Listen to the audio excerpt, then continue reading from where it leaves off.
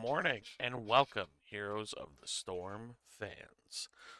Today, in Season 19 of NGS, in this heroic division, we have a matchup between Durotan's Couch and potential Scrim Thursday.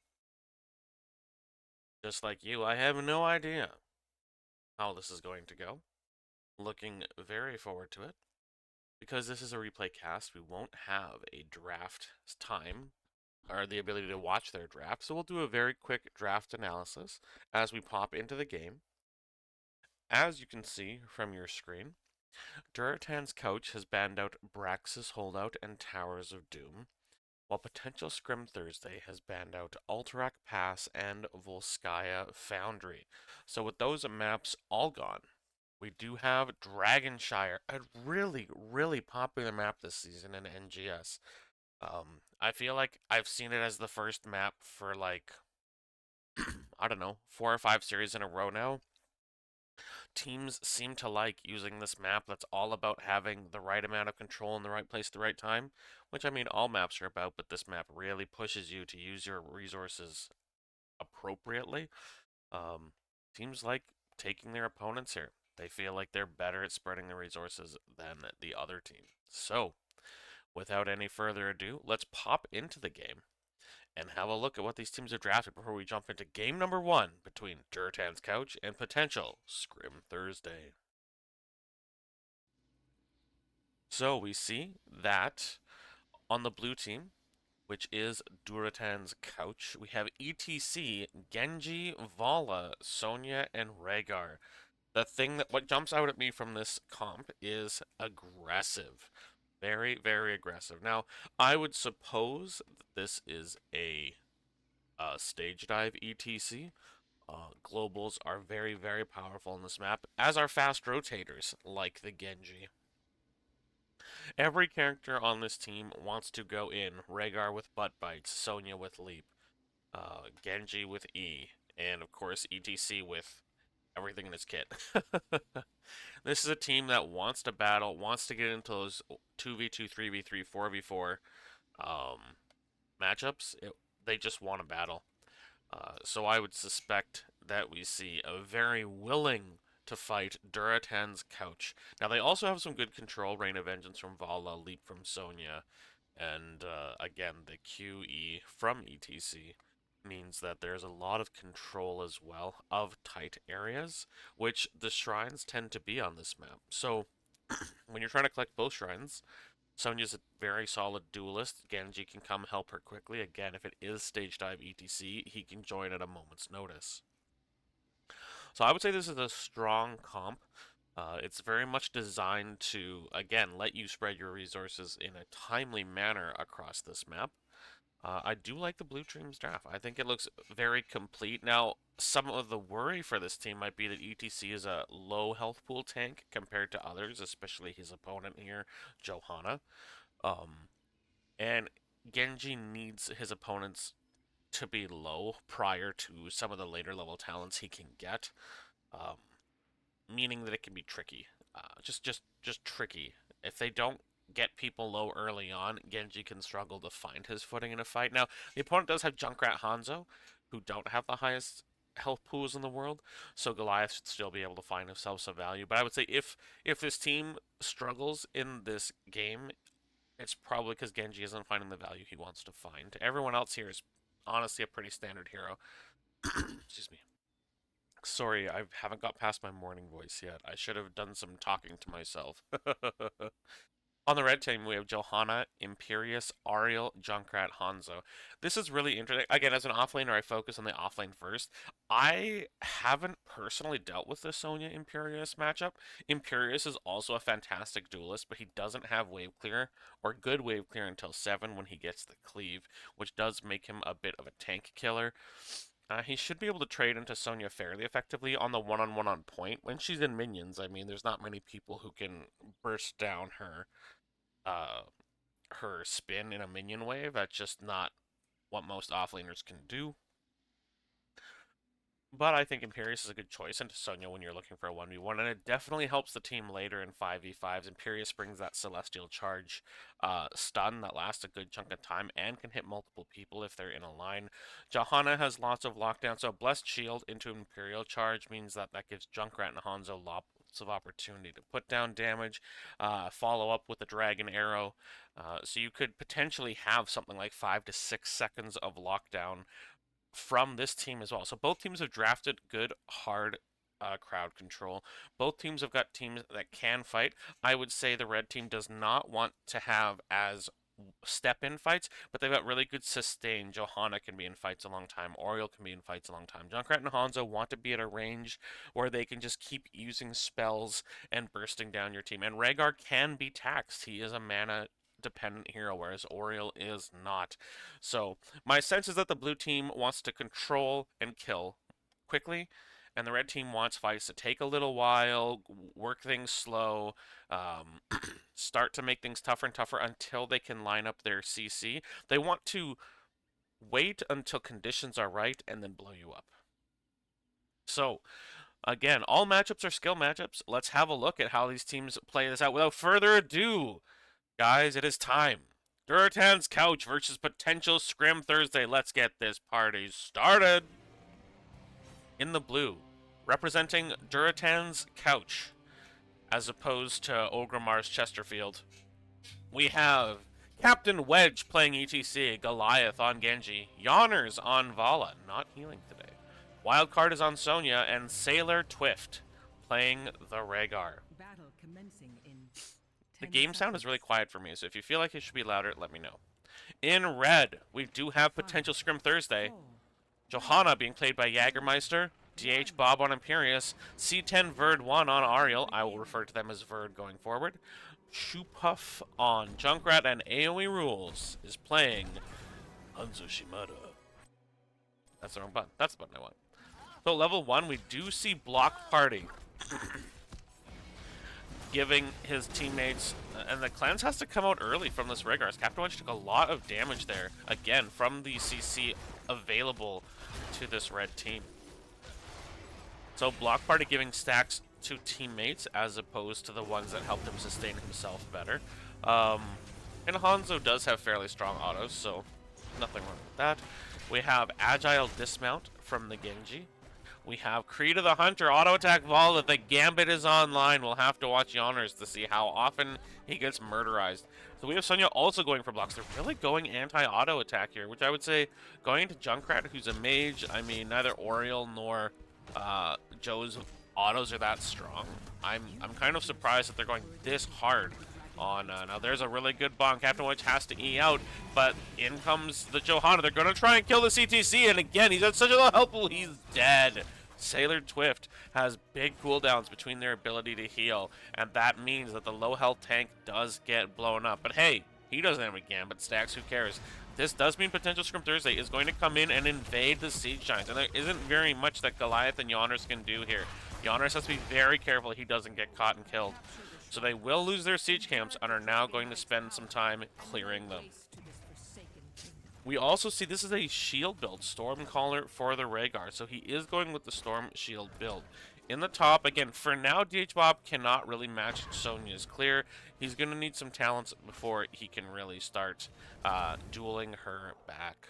But that means for the moment, the shrine is captured by Sonya. She's going back to her camp, which means DH Bob will have a chance to capture this. The red team will have, for the moment, both shrines active.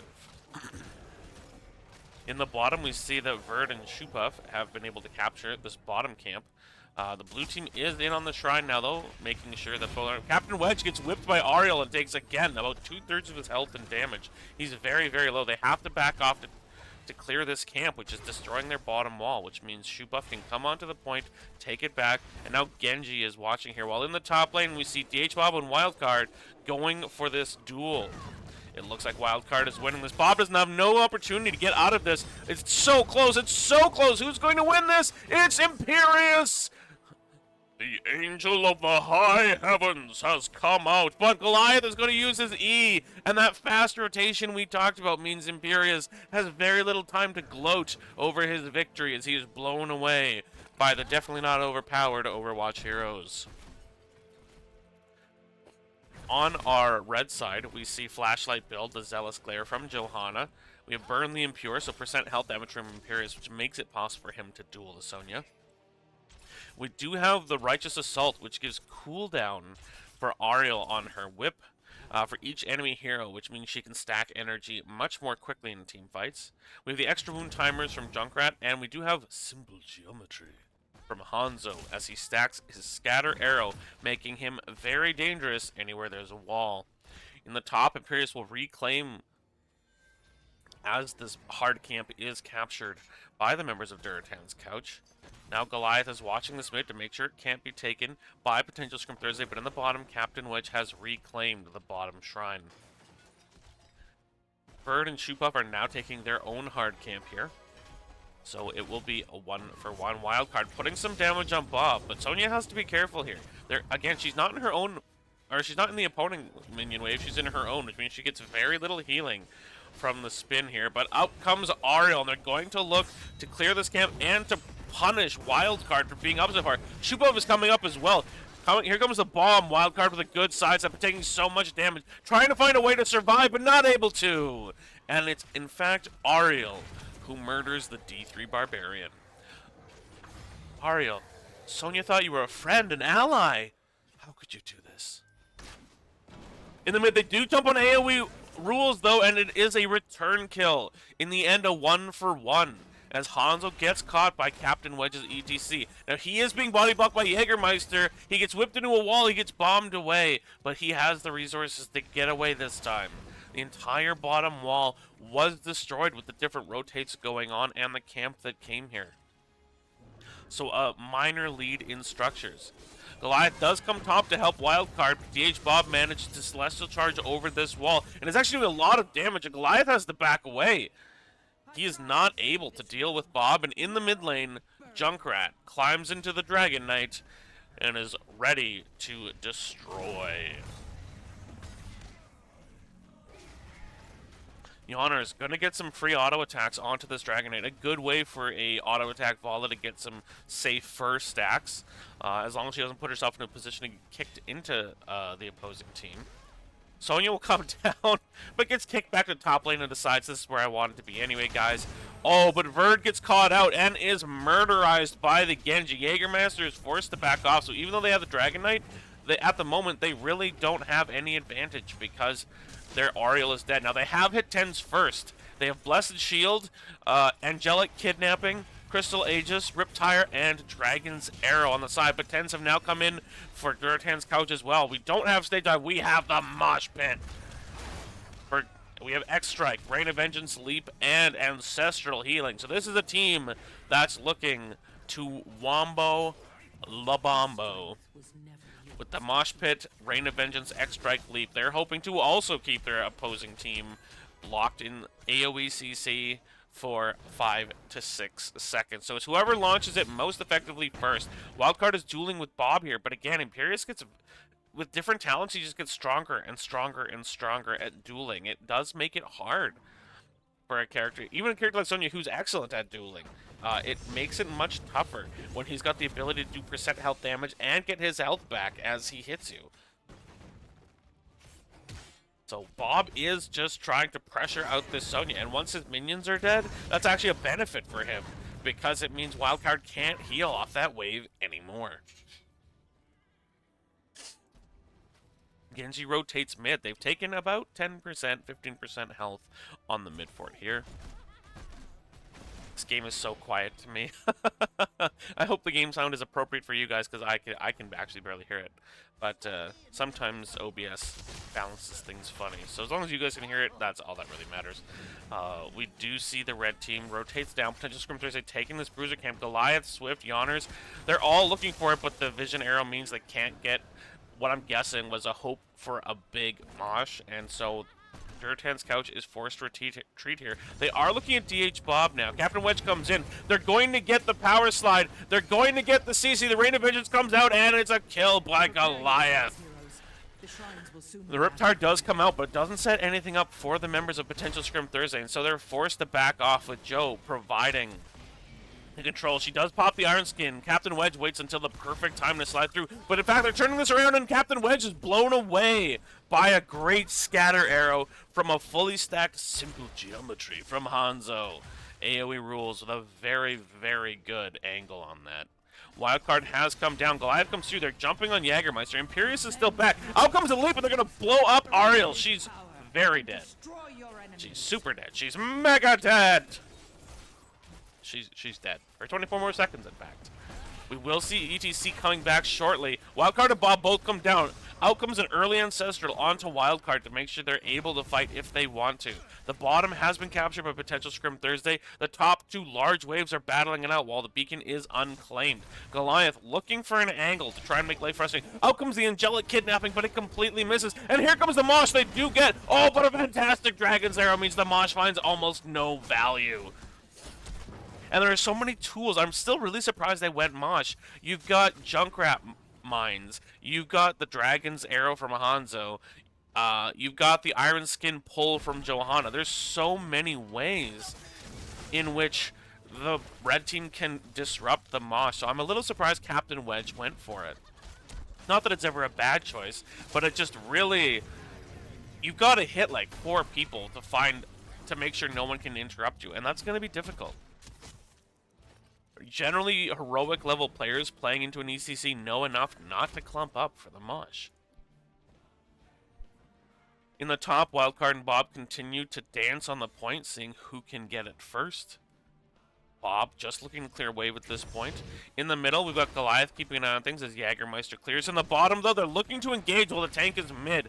But Yawner's unable to land a Rain of Vengeance as Jägermeister now comes in. But they're going to boop Sailor Twift forward. He's caught out. There's the bomb. He's blown into the enemy team, and he will... Oh! He almost saves himself with a Stormcaller shield, but he eventually is killed. Genji takes the scatter arrow from his brother, sidesteps the Dragon's Arrow. He knew that was coming. You can hear him spamming Engage. I need healing. Yawner's is forced to back. Goliath only has a small amount of health. Has to be very careful. He doesn't take. He's so close to a wall. If he takes that scatter arrow, he's going to get some. In comes a leap. They jump on Ariel, but there's no damage here. Goliath is still far, far back. Wildcard is spinning. Gets whipped into a wall. Oh, AoE rules does not quite land that scatter. But in the distraction, they manage to grab the Dragon Knight. Imperius is here and is looking to take down the fort in the middle. A little stuffed up, and I keep having to mute to wipe my nose. Goliath will jump on AoE rules. The Shimada brothers continue to do battle with one another. Out comes a Mosh for 2, but the Riptire is just... Oh, right, the Riptire can be stunned, so it was also stunned at the edge of the Mosh. But at the end of the day, it is a 2-for-1. Ariel and Hanzo go down for the life of the ETC, but in the meantime, Imperius is just bashing away at the middle wall.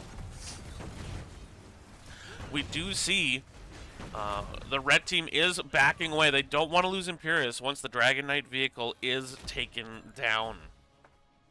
So, mid-fort goes down for Durotan's Couch. They are behind a little bit in XP, but 16s are coming out for both teams. Manticore is up for Vala, and this will make her much more difficult, as she has not died yet this game, if my recollection is correct, and I am recollecting correctly.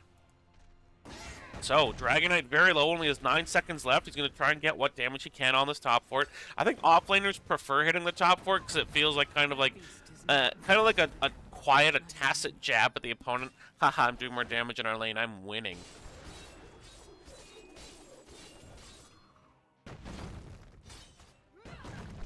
In the mid and bot, the blue team again looking for opportunities to catch a team fight they want to win. Goliath having a look.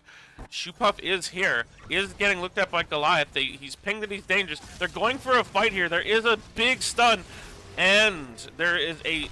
They do steal, and the Angelic Kidnapping pops Rhaegar directly onto a mine, and he is dead quickly. Wedge is taking so much damage. He's going to pop the Mosh here, and he does get 3, but wants to whip... Oh, and a leap onto Ariel. Here comes the extract. They kill Hanzo, but ETC is killed in return. We see Genshi go down as well. Wildcard is spinning, but not winning. Sonya is killed also. It's a 4-for-1 for the members of potential Scrim Thursday, and Imperius goes top to use the camp to try to take out this fort, and in the middle, Jägermeister's going to blind Vala. They're going to steal the bottom giant camp, and again, It's so hard. They tried combining the mosh with the leap to try to prevent anyone from interrupting it, but the problem that time, they just couldn't get the damage.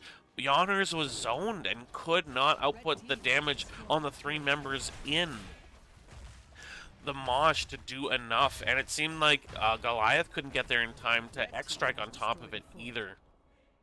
The shrines So await Rhaegar is back, and with Rhaegar being killed first, there was no opportunity for Ancestrals either. So the angelic kidnapping directly onto a trap meant, and I believe they're silence traps. Yeah, just no opportunity there for Sailor Twift to help his team. Killed instantly. Now Bob is trying to steal this camp, but the members of Blue are up. There is the leap. Jägermeister's here to try and help. Out comes a Dragon's Arrow, but it's just too late. The bomb comes out, but the camp is taken, and DH Bob is dead. and claim And their maybe just a little bit of revenge there for Sonya against the Angels, who dared murder her earlier. Although Imperius always was kind of a dink. I mean, Ariel was always nice, but Imperius was always kind of rude in D3, let's be honest. We do have this Bruiser camp pushing. Goliath has captured top. Sonya's back. Captain Wedge is in a really dangerous position here. If he gets engaged on, if he gets whipped, he will die. He's taking so much damage. Out comes the Ancestral. He's forced to use Power Slide to get out, but they now do not have Ancestral for another 100 seconds. Verd getting pressured by Wildcard in the back. She doesn't have Leap for another 20 seconds, though. Jägermeister does get Q2. Out comes the Riptire. It's going to try and push the numbers, but it pushes Yoners back towards Red Team, but not enough. He's down about 40% of his health as Captain Wedge captures this bottom shrine. Imperius is up now. Out comes on. Oh, and a silence! Captain Wedge is blown away, and again, they're using this so perfectly. They're using the control they have from Junkrat perfectly. Oh, but the Dragon's Arrow kills his Shimada brother, and it stuns the other two. It's a 3 for nothing. A perfect Dragon's Arrow, and this time Hanzo kills his brother as opposed to the other way around. Genji is murderized. Now, Sonya does have the Dragon Knight, but she's going to have to use it defensively as her team got killed while she was capturing the vehicle. And the Dragon Knight is already down to 17, 10% of its health. Tries for a kick, but is now caught out, forced to use the leap defensively also. So all of the tools they have for gaining value on the aggressive side of the map, forced to use defensively. And I think they cannot give Shupuff this Junkrat again. It has been unbelievably effective. Bob is pushing in the mid, and Sonya just has to go somewhere safe, although ETC will be up in 7 more seconds. They are losing the mid fort on the side of Durotan's couch. Red team has destroyed a fort. Blue team's core They're now pushing for the mid as well. Captain Wedge is coming, but he has no damage support for another, well, 1 second. Genji's up now. Vala will be up shortly. So will Rhaegar, but the mid keep will go down also as Sonya is pushing on the top. She's coming back now. It doesn't look like potential Scrim Thursday is quite desiring. A good sidestep there by Verd, but taking a lot of damage from Yoners. Has to heal herself. Bob, it looked like he went for the Angelic. No, he didn't. He goes for it now. He does grab Yoners. They're going to kill this Vala, and she does get killed. Here comes the Dragon's Arrow. A cleanse comes out as well, I think. A good whip onto Captain Wedge. The shield's coming out from Vala now. Sailor Twift being jumped on by Imperius. Well, down here, Captain Wedge is trying to create space, but he can't. He's killed. The Deshmoth does get 3, though, and Hanzo is killed by Sonya. Goliath tries to jump in, but it's too late. Whipped by Ariel. Wildcard and Sailor Twift forced to back away, but Jägermeister locking down the Sonya. She's dead, too. It's a 4 for 1, and they're trying to end this game at 16 and a half minutes. Oriel and Jägermeister are stunned here. Sailor Twift going to do his best. He jumps onto the healer here, but she's able to Crystal Aegis herself. A stun there on Sailor Twift. They're going to save the Oriel here. They're not willing to give her up just to win the game as Jägermeister thonk with that shield. They do finally kill Sailor Twift. It is a full team wiping. Game number 1 goes to potential Scrim Thursday. We didn't even get a chance to chat about their level 20s because there was so much action at the end of this game. The kills were 19 to 10, and again, it didn't feel like this game was ever totally out of control for Durotan's couch, but every time they got just a little bit of control, they used it to put Junkrat in an opportunity to set things up so that when ETC or Rhaegar, it seemed like them two specifically, if they showed up in an area with a bush, It was trap into bind or mine into trap, so that they would be forced into uh, potential scrim Thursday while silenced and just unable to respond. So incredibly difficult for this wanting to move in, wanting to move forward team for from potential scrim Thursday. Sorry about the dog barking. I don't know if it's coming in on mic, but Jax, I think he sees another dog outside, so he's having himself a big old grump fest.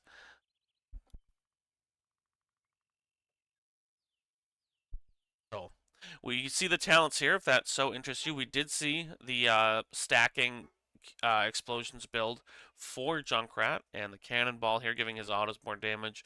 We saw this Shield of Hope come out and this shield blinded by the light, so lots of defensive mechanisms for the red team. And again, defensive mechanisms are what you want against a team that wants to just roll into you. And again, when Genji can't finish people off, he had a grand total of 5 kills. We had half their team's kills, but if he can't finish people off, the team fights don't go your way. If your tank who's lower health can't stay alive long enough due to the silence traps and the mines booping him in a position he doesn't want to be in, this team can't win. And that's exactly what we saw. Some absolutely fantastic control from a control comp. So really well played by potential Scrim Thursday. They do manage to win game number one.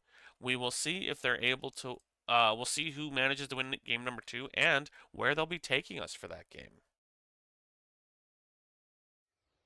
So a very fun game number one. It looks like game number two is going to be on Cursed Hollow. Yes, I love this map and I never get to see it. So, excitement from this caster. Cursed Hollow, a big map with caps, lots of bushes, lots of choke points, lots of blind areas, lots of walls. A map that lets you try a lot of different ways to win. So, this should be an absolute blast. Oh, good gravy. I just saw the comps as they're coming into the draft here, and this promises to be a great game, guys. Can't wait to show you what these teams are up to on this Cursed Hollow. So let's not listen to me talk anymore. Let's have a look directly at these fun drafts from Durotan's couch and potential Scrim Thursday as they jump into game number two of this heroic division series. So we see on the blue team for Durotan's couch, we have Johanna, TLV, the Lost Vikings, Rhaegar, Greymane, and Thrall. Lost Vikings, this is one of the maps that are incredibly strong. If your team can pressure somewhere else on the map, they can capture the point. If your team wants to fight over the point, over the capture areas, the tributes, I believe they're called, you can in fact have the Viking soaking experience to give you a lead while sending one Viking in to provide a little backup damage or a little bit of slows from Olaf. Um, so they really can bring a lot of value when played well. And again, I have to assume if he's picking it in this high of a division, Goliath is confident in these Vikings. The rest of the team is a very solid team that looks to kind of overcome some of the weaknesses. You don't have a full other character when you have Lost Vikings, so you need a team that can do lots of damage. Greymane and Thrall absolutely bring that. You want the ability for some sustain. Thrall and Johanna can make it through these big fights. So you want to make your 4 man is able to handle a 5 man, and that's pretty much what they have here. But they wouldn't have needed to worry because the other team has Cho'Gall Abathur. Yes, on the red side we have Karazim, Cho, Gall, Abathur, and Kira. So I don't know if these teams just decided they wanted to go hanky panky crazy pants, but we have hanky panky crazy pants. Without joking, I'm not sure if an Abathur clone. I think it just copies Cho. You don't get the Cho'Gall. So you could have Cho'Gall Cho out on the map, but Kira with the hat is incredibly dangerous. Karazim with the hat is dangerous. One of Cho'Gall's biggest problems being that they can get bursted down well. With an Abathur hat, that slows that down enough for them to get the kill on you. I don't have a lot to say about the rest of these comps.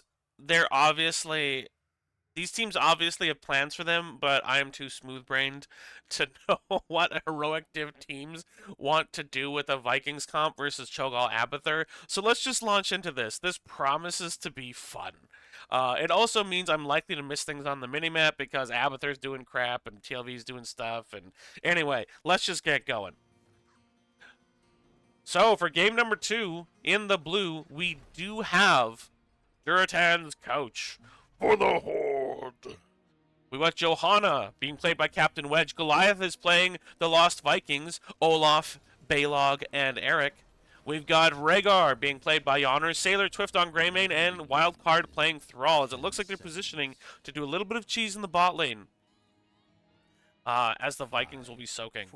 On the red side, we have the members of Potential Scrim Thursday. We've got Karazim being played by Verd, Jägermeister on Cho. Sorry, no, this will be called Jaguls. The Cho'Gall is Jaguls, ladies and gentlemen. Jaguls. We've got DH Bob on Abathur and Shoepuff on Kira. They are rotating quickly, but a turret is already down. Captain Wedge looking to slow down Shoepuff's Kira, who does jump onto Yonners, and with the Bird's Karazim, immediately jumps on another character and kills him. Wildcard taking a lot of damage on Thrall, but does manage to get away. So you're not looking to get a lot of healing from the Karazim. You're basically looking for shielding from Abathur, one small heal, but you're more looking for the dive. You're looking for instant damage from this Iron Fist Karazim. We do have Flashlight build Johanna, which should help against both Kira, Cho, or all three of Kira, Cho, and Karazim. We've got Bribe, Viking Bribery, from our TLV. They are looking to jump on Cho'Gall here, but early in the game, they don't have a lot of percent health damage, or really any. No, they have some. From the Thrall. Both Thrall and Greymane are able to do some percent health damage. Kira does so much damage here. The Wildcard is forced to run away. Captain Wedge takes a lot. Yonner's getting jumped on again. He takes so much damage. He did so good not dying on Vala last game, but that's 2 early deaths onto the Rhaegar in this game. He did go for Feral Heart, Wolf Butt Bite. We got Viciousness from Greymane, and we have Rolling Thunder from this Thrall. On the far side, the red team has taken. Greymane gets killed! And I get the feeling that these guys have just gone on an agreement where they're playing as goofy as possible. There's just so much random aggression. These heroes are not usual NGS heroes. They're just having a fun game too. And honestly, for Potential Scrim Thursday, there's no downside here. They're already up game 1. They can always come and win game 3. And this is just fun for everyone. Wildcard is taking a lot of damage. Again, so much damage from this Kira. She is blowing people up. We haven't even gotten to her ability. Yonners almost goes down again. Doesn't want to let his team die. But with the Abahat, Sailor Twift is going to go down on this Greymane now as they invade and take this camp. And they're just being aggressive everywhere. But Shoepuff's Kira is nasty with that Abahat.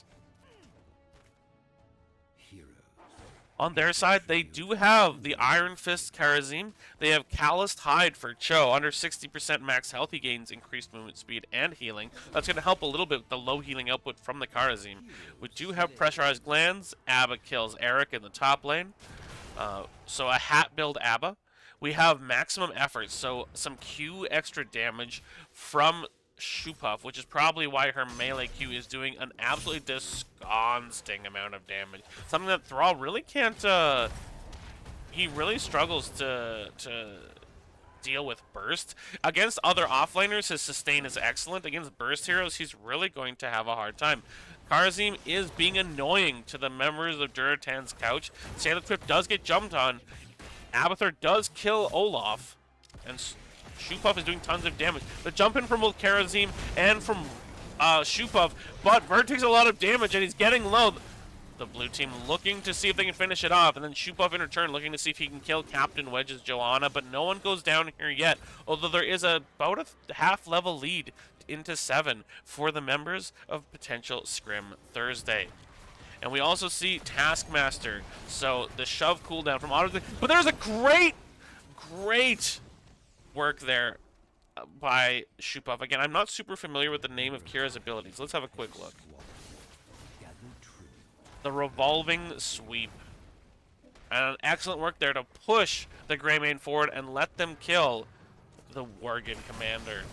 They're going to jump on a wild card here, but again, he managed to sustain. Goliath has managed to bribe a camp. Goliath collecting experience in the top lane. Bob not fully hidden here, but the Vikings aren't really the hero to be able to burst down on Abba. He'll be safe. Balog is clearing in the mid. And in the bottom, we've got potential Scrim Thursday sieging up against this bottom fort. Verd jumps in, Jaguls jumps in as well. Again, they're looking to get aggressive under here.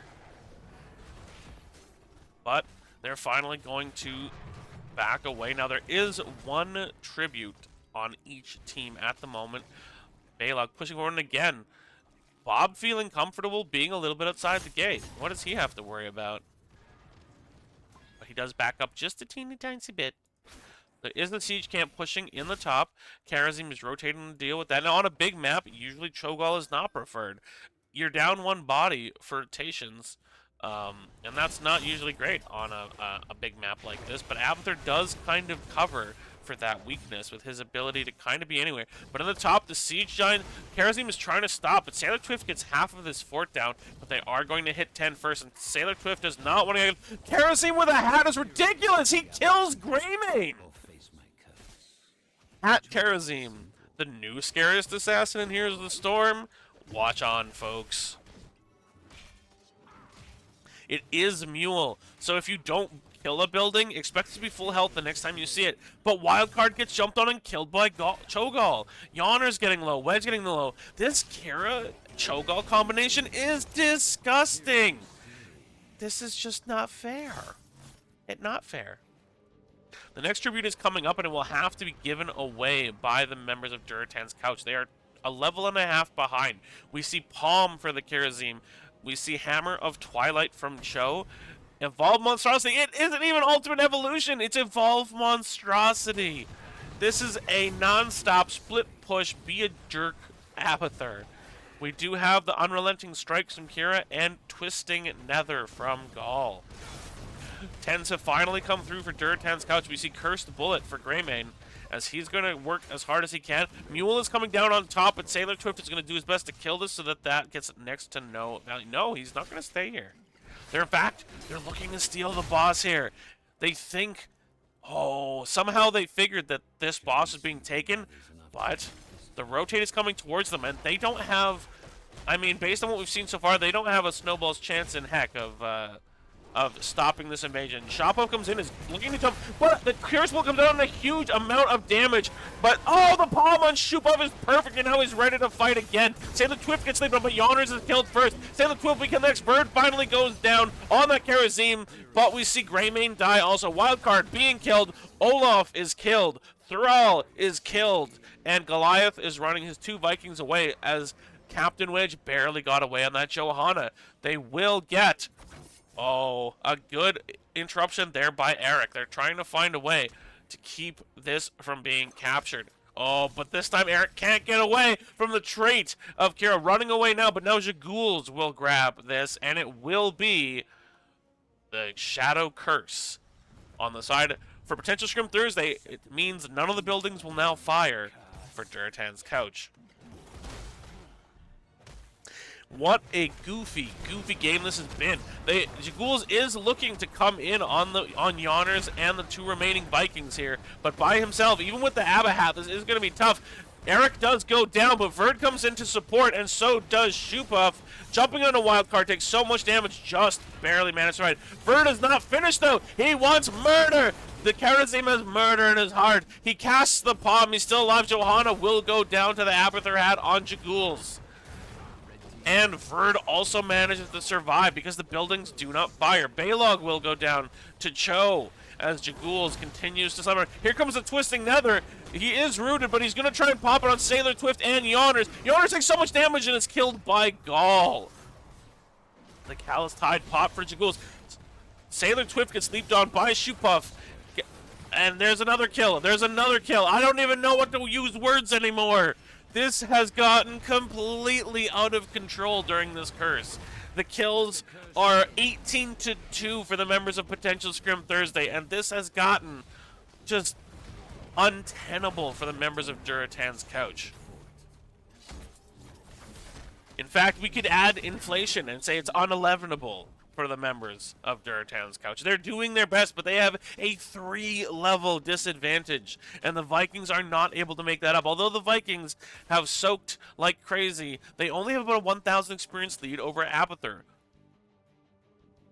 So both teams, they're going to take a breath. They're going to get back on their own side of the map and capture their hard camps. The only one left dead is currently Eric, and he'll be back momentarily as Olaf goes top to soak that lane. Balog helps with the hard camp. And the monstrosity in Kira and Karazim are looking to create more crazy nonsense. Now, they are on an equal talent tier, but very soon the members of Potential Scrim Thursday will be 16. In fact, they've hit it just now as the camp was captured by Jaguls. Blue team looking to take their boss, but this is incredibly risky. They already know there are 2 members here.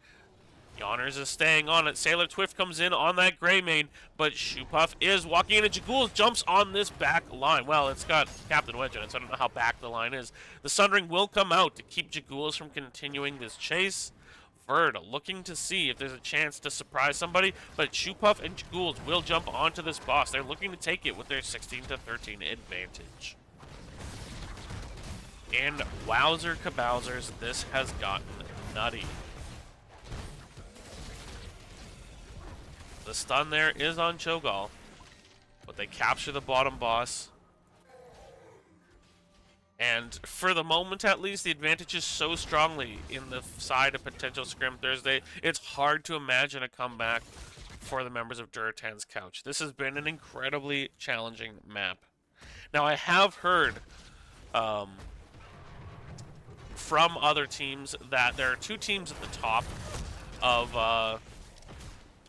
the Heroic Division that are just really hard to compete against. I believe Potential Scrim Thursday was one of them.